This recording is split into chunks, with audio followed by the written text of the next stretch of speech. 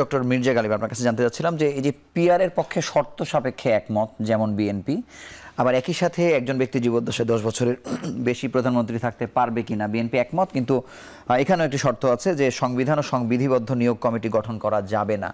মানে এই দুটিকে আপনি পর্যবেক্ষণ করেন কিভাবে? আমি এখানে যেটা মনে করি যে দুইটা জিনিস আসছে। একটা হলো যে আমরা এই সংস্কার প্রক্রিয়া এমনভাবে করতে চাই যাতে করে সরকারের নির্বাহী ক্ষমতার একটা চেক অ্যান্ড ব্যালেন্স থাকে। তাই না? আধুনিক রাষ্ট্রে এই চেক অ্যান্ড ব্যালেন্সটা হয় সরকার, এক্সিকিউটিভ ডিপার্টমেন্ট, সংসদ এবং বিচার বিভাগ, এই তিনটা জায়গার মধ্যে।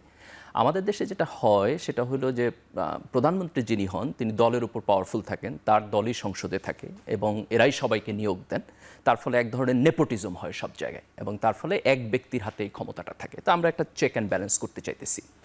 এখন এই চেক অ্যান্ড ব্যালেন্স থেকে দুইটা জিনিস আসছে। একটা প্রপোজাল আসছে যে ইলেকশন আমরা পিআর পদ্ধতিতে করতে পারি কিনা, উচ্চ কক্ষ করতে পারি কিনা, এবং আরেকটা হচ্ছে যে কিছু নিয়োগ যেমন প্রধান বিচারপতির নিয়োগ, প্রধান নির্বাচন কমিশনের নিয়োগ, এইটা আমরা একটা ডিফারেন্ট বডি করে করতে পারি কিনা, এই জায়গায় আলাপ আলোচনাটা রয়েছে।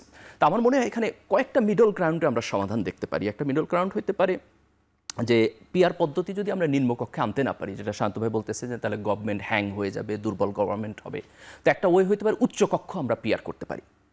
দেখেন, আমি যদি নিম্নকক্ষে ইলেকশন করলাম, যেই দল যতগুলো আসন পাইলো তারা যদি ওই আসনের ভিত্তিতে উচ্চকক্ষে লোক নিয়োগ দেয়, যেটা এখন বিএনপির প্রপোজাল, তাহলে তো উচ্চকক্ষের আলাদা কোনো চেক অ্যান্ড ব্যালেন্স থাকবে না।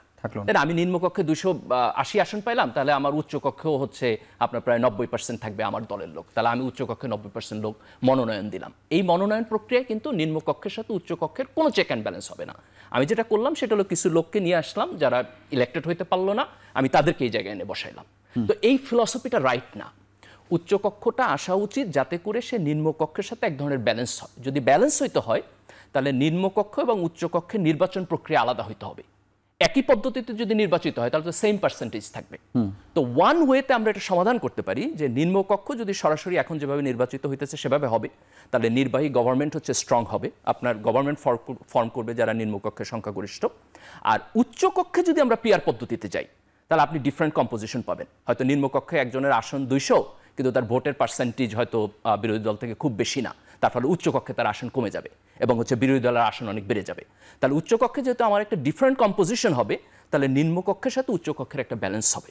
এটা হচ্ছে আমার পয়েন্ট নম্বর 1। পয়েন্ট নম্বর 2 হলো যে সমস্ত নিয়োগ প্রক্রিয়াগুলো যেমন প্রধান বিচারপতি, প্রধান নির্বাচন কমিশন, এরকম আরও যেগুলো সাংবিধানিক পজিশন আছে, যেগুলো পাওয়ারফুল পজিশন, এই জায়গাগুলো নিয়োগ আমরা যদি উচ্চকক্ষে দিয়ে দিই এবং সেখানে একটা পার্সেন্টেজ দেই যে ওকে 60% অথবা 70%-এর অ্যাপ্রুভাল লাগবে, তাইলে পরে এই নিয়োগ প্রক্রিয়ায় সরকারি দল এবং বিরোধী দল তারা একজন আরেকজনের সাথে নেগোশিয়েট করতে বাধ্য হবে যে এটা নিম্নকক্ষ দিবে না। নিম্নকক্ষের হাতে আপনার সরকারি এক্সিকিউটিভ ডিসিশন থাকবে, ধরেন বাজেট নিম্নকক্ষে পাস হয়ে যাবে, এটা উচ্চকক্ষে যাবে না, যাতে সরকার ফাংশন করতে পারে। সরকারি এক্সিকিউটিভ ডিপার্টমেন্ট এখানে থাকবে, কিন্তু ধরেন বিচার বিভাগের নিয়োগ আমরা উচ্চকক্ষে দিয়ে দিব, নির্বাচন কমিশনের নিয়োগ আমরা উচ্চকক্ষে দিয়ে দিব।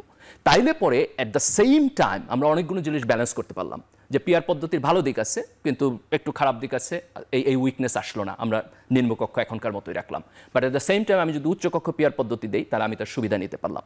এবং নিয়োগ প্রক্রিয়াগুলো যে একটা নিম্নকক্ষ থেকে সংসদীয় কমিটি থাকলো, সেখান থেকে তারা সুপারিশ করলো এবং দ্যাট সুপারিশ ক্যান গো টু দ্য উচ্চকক্ষ, সেখানে ভোটাভুটি হলো এবং সেখানে একটা অ্যাপ্রুভাল প্রসেসের মধ্যে দিয়ে গেল, তাহলে সরকারি দল এবং বিরোধী দল কাছাকাছি আসবে। এই জায়গায় বিএনপিকে আমাদের অ্যাপ্রিসিয়েট করা দরকার যে তাদের যে 31 দফা কর্মসূচি সেখানে তারা সংসদের উচ্চকক্ষ চিন্তা করছে এবং এই ধারণাটা যখন আসছে এটা কিন্তু অনেক আগে, যখন আপনার আওয়ামী লীগ ক্ষমতায় ছিল তখন। So they should be congratulated for that, যে ওই সময়ের জন্য এই চিন্তাটা খুবই ভালো ছিল। কিন্তু এই চিন্তার মধ্যে একটা ফান্ডামেন্টাল প্রবলেম আছে, সেটা হলো যে নিম্নকক্ষের নির্বাচনের সেম প্রপোর্শনে যদি আমি উচ্চকক্ষ দেই তাহলে উচ্চকক্ষ অর্নামেন্টাল প্রসেস বাদে আর কোনো কাজ করবে না। আমার বোধ হয় যে উচ্চকক্ষে পিআর পদ্ধতি that's the most appropriate position.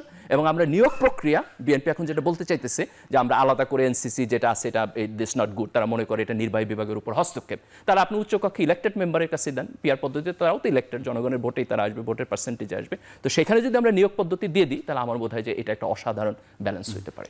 আপনার পর্যবেক্ষণ?